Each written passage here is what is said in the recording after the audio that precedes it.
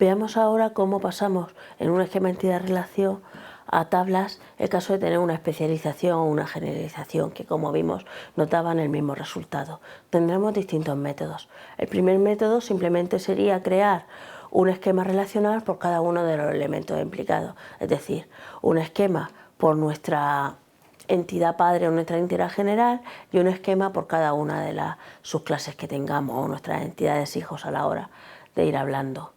¿Cuándo va a ser recomendable el hacer eso? Pues particularmente cuando cada una de las entidades tenga sus propios atributos, sus propias relaciones. De cierta manera es como si tuvieran su vida propia, con lo cual nos va a interesar el guardar todos ellos. También va a ser interesante teniendo en cuenta si en el caso que sea solapada y que sea parcial, puesto que nos va a resolver muchos de los problemas que esto nos puede ocasionar con los otros métodos.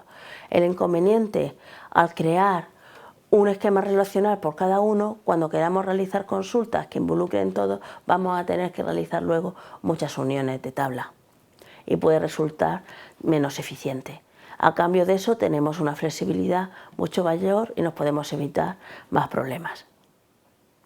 La idea sería esa: si tenemos una entidad padre y unas entidades hijos, pues crearíamos un esquema relacional por cada una de ellas, uno por la entidad padre con sus atributos y uno por la entidad hijos con sus atributos. Tenemos que tener alguna manera de enlazarla. Normalmente la clave primaria del padre será a su vez la clave primaria de los hijos a la hora de ir trabajando.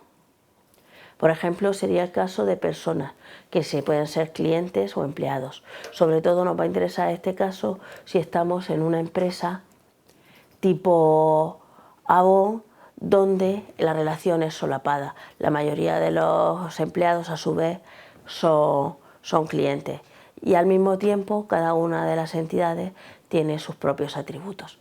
En ese caso nos daría lugar a tres esquemas relacionales: el de personas, el de clientes y el de empleados, cada uno con sus propios atributos, y todos ellos pues los podemos enlazar por medio del DNI, que sería la clave primaria de todos.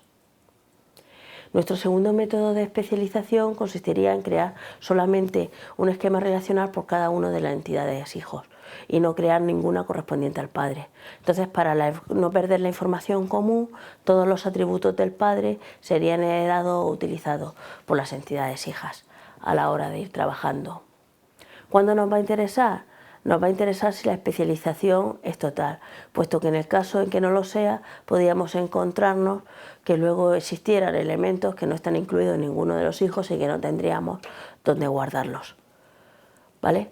En ese caso, si quisiéramos ver la idea global o de todo, o la generalización de todo, pues podríamos utilizar una vista que realizara la unión a la hora de ir trabajando. ¿Cuándo debemos elegir esta opción? Cuando tenemos atributos distintos, cuando es total, preferiblemente si no es solapada, puesto que en el caso de solapada estaríamos repitiendo información en cada uno de los hijos. Y lo inconveniente sería precisamente esa, que en el caso de que tengamos relaciones o especializaciones solapadas, nos encontramos que repetimos la información al estar los mismos elementos en las distintas subclases o en los distintos subtipos. Veámoslo con un ejemplo. Este es el esquema general, igual que antes, y ahora solamente crearíamos los hijos. Pero fijaros que todos los atributos del padre han sido incluidos dentro de cada uno de los hijos.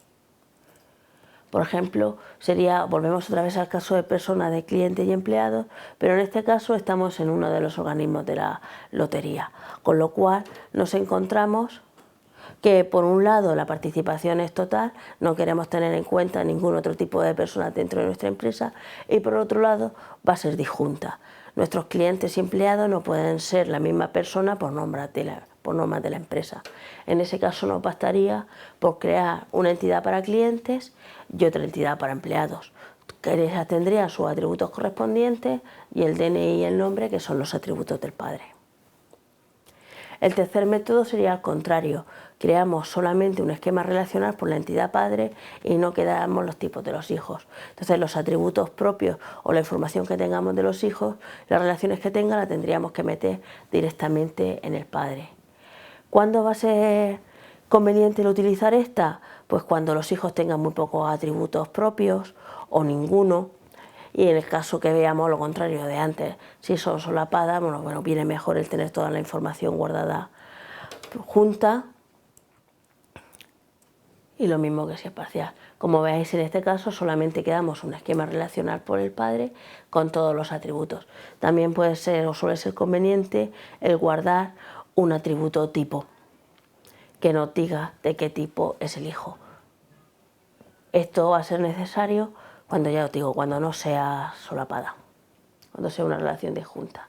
Veamos, por ejemplo, el caso de las pizzas. Tiene su nombre y los tipos serían las pizzas pequeñas y las pizzas grandes. Como no tienen atributos ni relaciones adicionales, pues directamente no bastaría por guardar un atributo tamaño dentro de las pizzas a la hora de ir trabajando.